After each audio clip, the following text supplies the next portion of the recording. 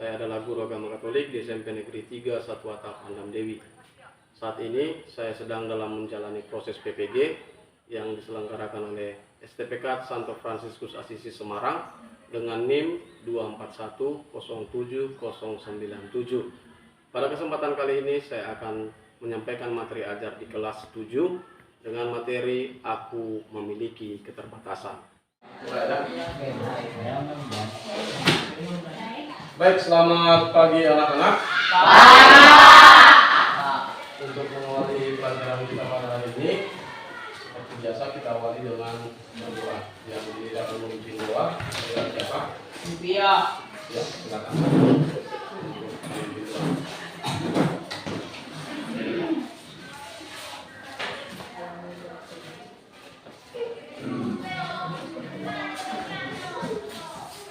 Teman-teman, sebelum kita memulai pelajaran kita, marilah kita berdoa. Dalam nama Bapa dan Putra dan Roh Kudus. Amin. Terima kasih Bapa, terima kasih Tuhan Yesus, di mana pada siang hari ini Engkau masih memberikan kami kesempatan. Ya Bapa, sebentar lagi kami akan memulai pelajaran kami. Bukalah hati dan pikiran kami agar apa yang diberikan Bapak Guru kami dapat berterima dalam hati dan pikiran kami. Ya Bapa, kami tahu kami anak yang penuh dengan dosa. Hapuskanlah segala dosa-dosa kami, baik kami sengaja maupun tidak sengaja, agar kami layak menerima berkat yang Kau berikan kepada kami. Terpuji termulia nama-Mu Bapa, kini dan sepanjang segala masa. Amin. Amin. Baik, pada pertemuan sebelumnya kita sudah belajar ya, yaitu tentang pelajaran Aku Memiliki Keterbatasan. Nah, pada kesempatan kali ini kita akan melanjutkan materi kita. Nah, dalam atau sebelum memulai pelajaran kita, tolong diperhatikan tempat duduknya, diperiksa kiri kanan, dan juga bagian bawahnya, kalau ada sampah dan lain sebagainya supaya dibuang. Lalu diambil posisi duduk yang nyaman belajar. Ya, sudah semua? Sudah bersih? Sudah rapi? Baik, kita lanjut. Ada yang tidak hadir hari ini? Ada Pak. Hadir semua kan? Satu absen ya. Baik, untuk materi kita pada hari ini yaitu Aku Memiliki Keterbatasan. Nah, apa yang menjadi tujuan daripada pembelajaran kita yaitu peserta didik mampu mengidentifikasi keterbatasan dirinya dan memahami cara menyikapi serta mengatasi secara bertanggung jawab sebagaimana diteladankan oleh orang lain dengan dilandasi kitab suci sehingga memiliki sikap percaya diri dan menghargai kelemahan sesama. Nah, itulah yang menjadi tujuan daripada pembelajaran kita pada materi ini. Nah, lalu apa yang menjadi kriteria pencapaian tujuan pembelajaran tadi? Nah, yang menjadi kriterianya yang pertama adalah mengidentifikasi berbagai keterbatasan dirinya. Jadi untuk poin yang pertama ini sudah kita pelajari pada pertemuan sebelumnya. Nanti Bapak akan bertanya terkait materi pembelajaran yang sebelumnya. Lalu yang kedua, memahami sikap yang sering muncul pada saat mengalami keterbatasan. Dan yang ketiga, memahami upaya dalam mengatasi keterbatasan yang dihadapi. Poin keempat, menyimpulkan pesan yang disampaikan dalam kitab suci yaitu Markus 4 ayat 35 sampai dengan 41. Lalu yang kelima, menyebutkan sikap yang tepat dalam mengatasi keterbatasan. Nah, untuk ketercapaian pembelajaran ini yang harus kita capai dari materi yang akan kita pelajari pada hari ini. Nah, lalu sehubungan dengan materi sebelumnya yang mungkin sudah pernah Bapak ingatkan supaya dibaca di rumah. Nah, untuk melihat sejauh mana kamu sudah memahami materi ini, Bapak akan bertanya terkait dengan pemahaman awal kamu dalam materi ini. Ya, baik. Pertanyaan yang pertama, apa yang dimaksud dengan keterbatasan atau kekurangan? Yang bisa menjawab silakan angkat tangannya. Ya, silakan. Keterbatasan adalah kondisi di mana seorang ada di suatu tidak memiliki kemampuan dan sumber daya atau kapasitas untuk melakukan sesuatu secara maksimal, sesuatu hal. Iya, bagus. Masih ada yang lain? Baik, Pak. Ya, silakan. Keterbatasan bisa mencakup berbagai aspek seperti keterbatasan fisik, mental, sumber daya finansial, waktu, atau pengetahuan. Iya, terima kasih. Kita berikan tepuk tangan dulu. Ya, pertanyaan yang selanjutnya, bagaimana cara menyikapi keterbatasan? Yang bisa menjawab silakan angkat tangannya. Ya, silakan. Pada umumnya menyikapi keterbatasan dengan dua cara. Satu, menerima keterbatasan misalnya mengukur dirinya apa adanya, tidak minder dan percaya diri. Dua, kurang menerima keterbatasan misalnya minder, frustasi, putus asa. Iya. Ada yang bisa menambahin? Tidak ada, mungkin sama semua ya. Setuju dengan yang disampaikan oleh teman ya kan? Iya, Pak. Jadi ada dua cara dalam menyikapi keterbatasan, yaitu menerima dan kurang menerima keterbatasan dirinya. Lalu pertanyaan yang ketiga, sebutkan berbagai jenis keterbatasan yang ada pada manusia. Yang bisa menjawab, dipersilahkan. Saya Pak. Ya, silakan. Keterbatasan fisik, buta, disabilitas dan cacat fisik lainnya. Dua, keterbatasan kemampuan intelektual misalnya berpikir lambat, sulit memahami sesuatu. Tiga, keterbatasan fisiologis, sifat atau karakter, pemalu, sikap tertutup, selalu ingin sendiri. Empat, keterbatasan ekonomi, tidak mempunyai biaya atau uang. Iya, jadi berbagai keterbatasan itu ada 4. Yang pertama adalah fisik, misalnya cacat, buta, bisu, tuli, dan lain sebagainya. Nah, lalu yang kedua, keterbatasan kemampuan intelektual. Ini sulit memahami sesuatu. Sudah berulang-ulang dipelajari, tapi masih sulit untuk mengerti. Lalu yang ketiga, keterbatasan psikologis. Ini menyangkut sifat ataupun karakter kita. Nah, di sini misalnya adalah pemalu ataupun egois, tertutup, dan lain sebagainya. Lalu yang keempat adalah keterbatasan ekonomi. Nah, ini tidak memiliki biaya. Nah, kita lanjutkan. Nah, untuk pelajaran pada hari ini, karena kamu sudah berkelompok, nanti diamati apa yang bisa kita ambil maknanya dari video ini. Nah, kita lihat tayangannya dulu. Dan juga mudah-mudahan video ini sudah pernah kamu lihat atau belum. Mari kita lihat bersama.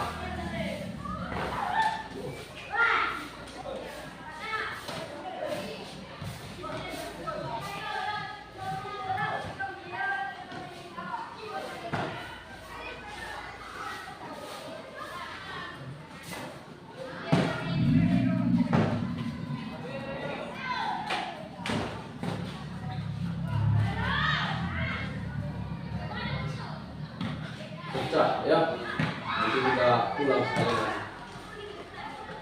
biar lebih ini. Kita coba buka lewat.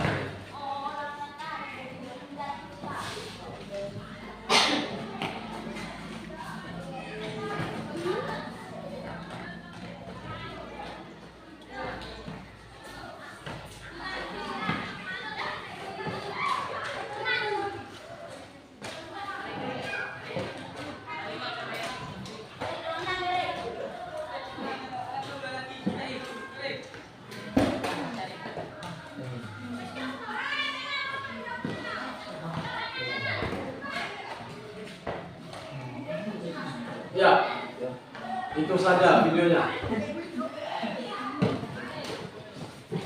Ada yang aneh dari video itu? Nah, ya. Apa keanehannya? Ya, kita lanjut. Dari video tadi, hal apa yang bisa kamu amati? Atau video tentang apa video tadi?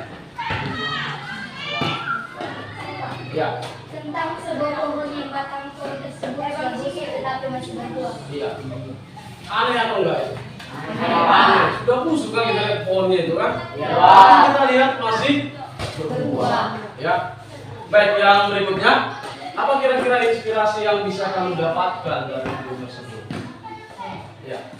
Dari tayangan video tersebut memberikan inspirasi bahwa pohon yang ditusuk masih dapat berbuah. Begitu juga dengan kehidupan manusia. Meskipun kita memiliki keterbatasan, kalau kita mengembangkan diri dan berusaha serta meminta pertolongan Tuhan untuk mengatasi keterbatasan, pasti akan mendapatkan dan berguna bagi orang. Iya. Itu pesan yang kita dapatkan.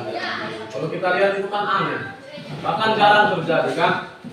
Malahan pada umumnya kalau orang sudah melihat pohon yang seperti itu, orang akan cenderung untuk menebangnya. Tetapi pada kenyataannya kita lihat dari tayangan video tadi bahwa video pohon tadi tidak ditebang, melainkan dibiarkan begitu dan mungkin diberikan pupuk sehingga dapat berbuah. Kalau kita lihat ke dalam diri kita sebagai manusia, tidak ada manusia yang sempurna. Pasti setiap orang itu memiliki kekurangan ataupun kelemahan. Tetapi kita diberikan kesempatan untuk berjuang supaya bisa menghasilkan buah atau berhasil dan berguna bagi orang lain. Sama seperti pohon tadi, meskipun dia sudah batangnya busuk, tetapi dia masih bisa memberikan buah untuk dinikmati oleh manusia. Nah, maka dari itu kita juga diharapkan dapat demikian. Artinya kita jangan hanya berpasrah diri pada keadaan, tetapi harus mau berjuang. Ya, mungkin di antara kita di sini banyak yang terkendala karena keterbatasan, baik itu sulit memahami sesuatu ataupun misalnya masalah ekonomi. Maka dari itu kita diharapkan untuk senantiasa berjuang, karena orang tua juga menyekolahkan kita supaya kita dapat mencapai cita-cita yang lebih baik di masa yang akan datang. Jadi tujuan kita adalah dapat merubah pola pikir dan perilaku kita dan juga memperbaiki situasi ekonomi keluarga. Nah, itu tujuan kita sekolah. Nah, baru yang selanjutnya kita akan mendalami kitab suci, ya. Jadi bagaimana atau apa yang disampaikan oleh kitab suci terkait dengan keterbatasan yang kita miliki akan kita dalami dalam bacaan ini. Yang bersedia membaca siapa? Ya, silakan.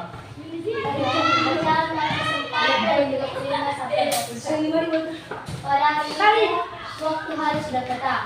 Yesus berkata kepada mereka, "Marilah kita bertolak ke seberang." Mereka meninggalkan orang banyak itu lalu bertolak dan membawa Yesus beserta dengan mereka dalam perahu di mana Yesus telah duduk, dan perahu-perahu lain juga menyertai dia. Lalu mengamuklah taufan yang sangat dahsyat dan ombak menimbun masuk ke dalam perahu, sehingga perahu itu mulai penuh dengan air. Pada waktu itu Yesus sedang tidur di gurita di sebuah tiang.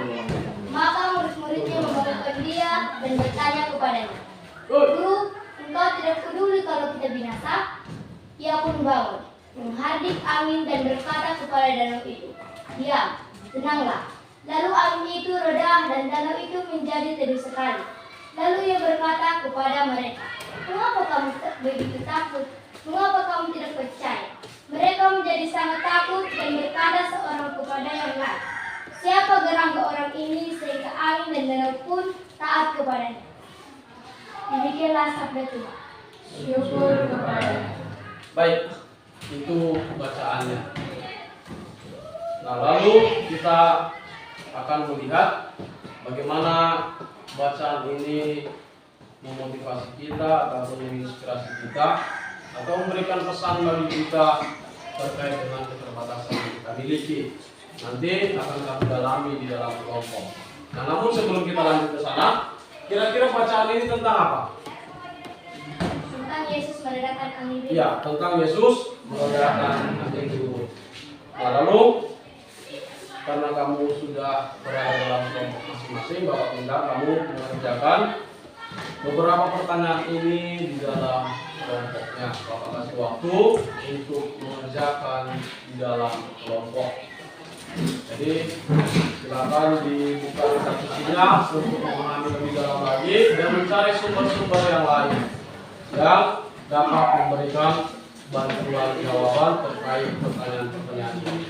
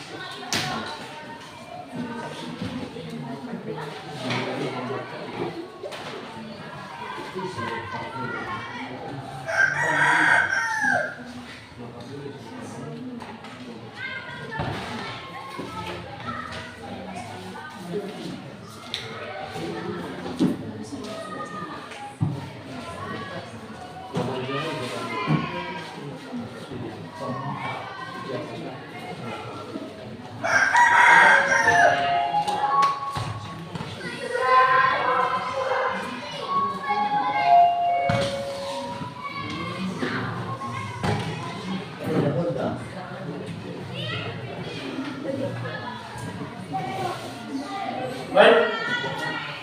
Sudah selesai? Kalau begitu kita akan jawab bersama. Dan Bapak minta satu orang perwakilan dari kelompoknya untuk menyampaikan hasil daripada diskusi kelompoknya ke depan. Giliran yang pertama kelompok berapa? Kelompok 1. Ya, silakan maju ke depan. Mari kita dengarkan jawaban yang disampaikan oleh kelompok 1.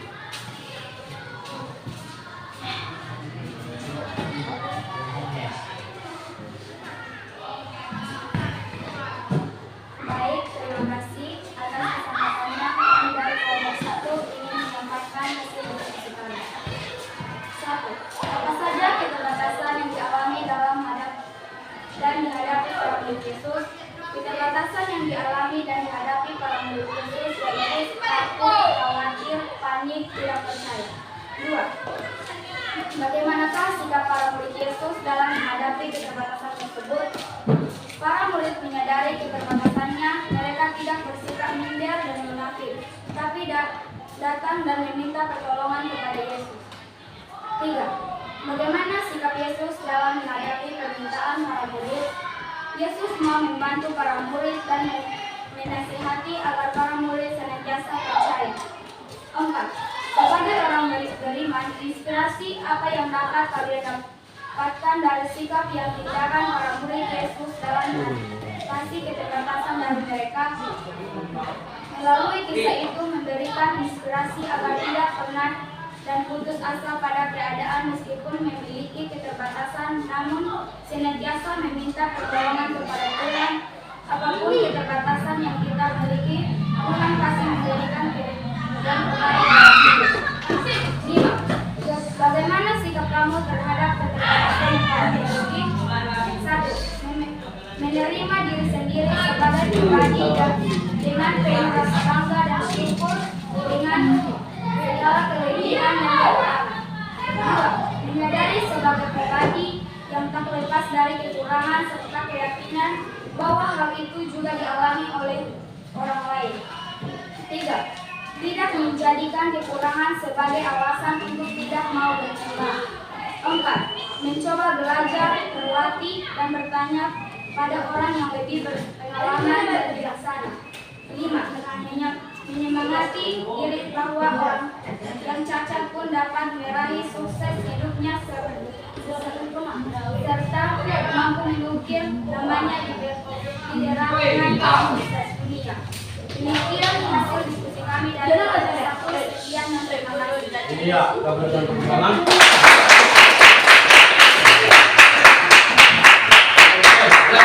Jawaban yang sudah bagus dari kelompok 1. Sekarang kita lanjutkan kepada kelompok 2.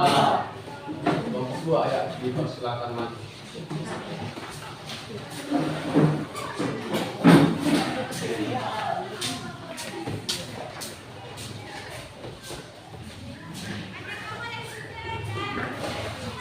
Baik, terima kasih atas kesempatan. Kami dari kelompok 2 ingin menyampaikan hasil diskusi kami. Keterbatasan yang dialami dan dihadapi para murid Yesus yaitu takut, khawatir, panik, tidak percaya. Yesus mau membantu para murid dan menasihati agar para murid senantiasa percaya. Bagaimana sikap kamu terhadap keterbatasan yang kamu miliki?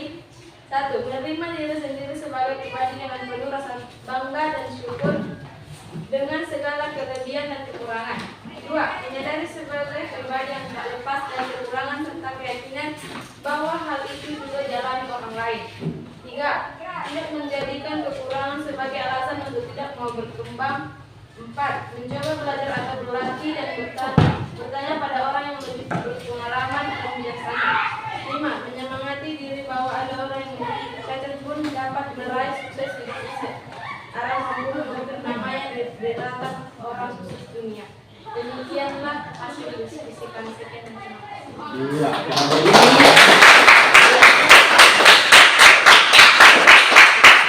Baik, kelompok 2 juga memberikan jawaban yang bagus. Kita lanjut satu kelompok yang terakhir. Silakan maju.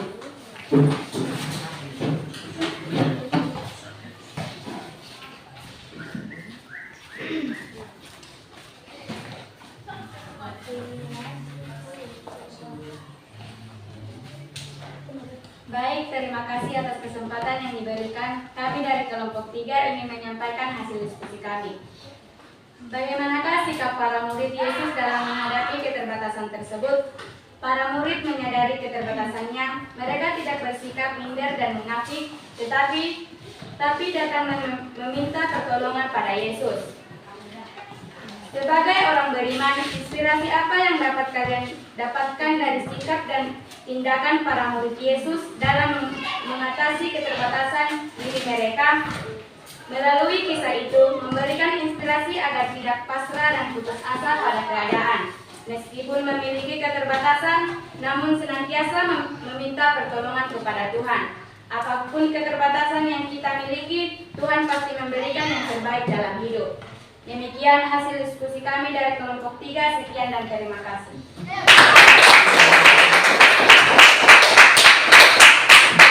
Baik, itu yang menjadi pesan daripada kitab suci kepada kita terkait dengan bagaimana kita menyikapi keterbatasan.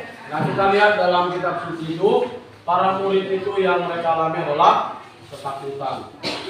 Kemudian mereka khawatir bahwa mereka akan menghadapi suatu bencana.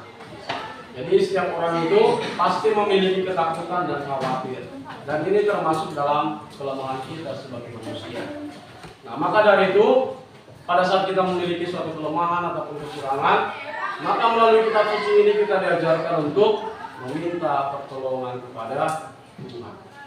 Ya, itu yang menjadi pesan bagi kita terkait bagaimana kita mengatasi keterbatasan kita. Nah, yang berikutnya sebagai refleksi bagi kita dalam kegiatan produksi ini, yang pertama ini terkait dengan sikap kita. Saya memperlakukan orang difabel dengan hormat dan santun. Tahu apa itu difabel? Difabel itu adalah orang yang disabilitas ataupun orang-orang yang cacat. Nah, jadi kita diminta untuk memperlakukan orang yang difabel ataupun orang yang cacat tadi dengan hormat dan santun. Jadi kita tidak bersikap untuk mengejek mereka. Nah, apakah kita memperlakukan orang tersebut? Kalau SL itu artinya selalu, lalu SR itu sering, JR itu jarang, dan TP itu tidak pernah. Ya, mudah-mudahan kita masuk dalam kategori yang selalu. Ya. Poin yang kedua, saya tetap bersyukur walaupun memiliki kekurangan. Jadi kita pasti memiliki kekurangan. Kita syukuri diri kita atau tidak? Atau kita mengeluh dengan diri kita? Ya, kita kasih nanti poinnya, kita berada di poin yang mana? Kita jawab dengan jujur. Lalu nomor 3, saya percaya bahwa Tuhan mempunyai rencana yang indah dalam hidupku. Jadi dengan keterbatasan ataupun kekurangan yang kita miliki, kita yakin bahwa akan ada sesuatu yang indah yang telah dipersiapkan Tuhan bagi kita.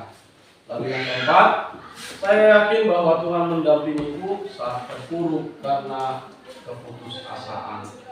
Jadi ada kalanya kita putus asa karena keterbatasan dan kekurangan yang kita miliki. Ini salah satu contoh. Banyak orang-orang yang sudah berusaha maksimal untuk sekolah, tetapi karena keterbatasan biaya, akhirnya dia mengurungkan niatnya untuk sekolah. Dia memutuskan untuk bekerja karena masalah biaya. Nah, di saat situasi seperti ini, itu posisi seorang itu adalah berada dalam situasi yang terpuruk atau dalam keadaan putus asa. Apakah kita senantiasa yakin pasti ada jalan yang terbaik yang diberikan Tuhan atau tidak? Nah, ini kita jawab nanti dalam pertanyaan refleksi ini. Nah, lalu yang berikutnya, sebagai kesimpulan daripada pelajaran kita hari ini, yaitu tak seorang pun manusia yang sempurna, tak seorang pun manusia hebat dalam segala hal. Setiap orang pasti mempunyai kekurangan atau keterbatasan. Tetapi tidak semua orang yang memiliki kekurangan ataupun keterbatasan dalam dirinya, hidupnya terpuruk. Sebaliknya, banyak yang bisa sukses melebihi orang lain yang normal. Kita lihat, banyak yang orang cacat tetapi malah sukses dalam hidupnya. Jadi cacat itu tidak menjadi patokan seseorang menjadi gagal dalam hidupnya. Maka apa yang menjadi pesan bagi kita yaitu bahwa keterbatasan itu harus dipahami bukan sebagai kekurangan ataupun ketidaksempurnaan, melainkan sebagai pribadi ataupun bagian daripada hidup yang perlu disyukuri. Jadi bagaimana diri kita harus kita syukuri apa adanya. Baik, sampai di sini ada pertanyaan? Ya, sudah jelas? Sudah. Ya, mudah-mudahan kita melalui pelajaran ini semakin mencintai diri kita apa adanya. Ya. Baik, jadi untuk pelajaran kita cukupkan sampai di sini. Yang giliran kedua untuk mengakhiri pelajaran, giliran siapa? Ya, silakan maju. Kita akhiri dengan berdoa. Silakan diambil sikap yang baik untuk berdoa.